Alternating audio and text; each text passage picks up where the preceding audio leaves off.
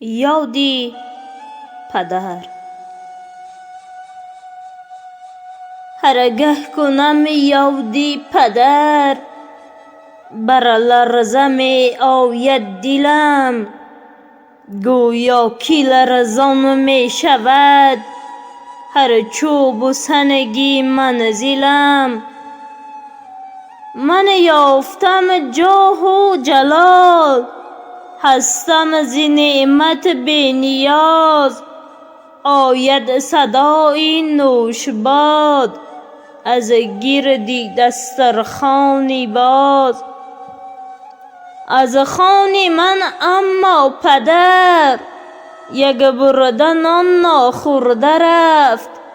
تا این که من آدم شوم، درد و غمم را خورده رفت.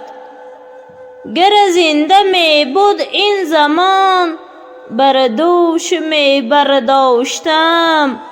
نقل و نوای خویش را بالای کف می داشتم. هیهات که علم و عمل قادر به این اعجاز نیست. چون عمر سرانجام یافت، آن را دیگر آغاز نیست.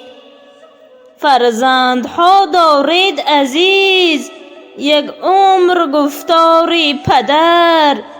تا که نگردد یک زمان، در زندگی باری پدر.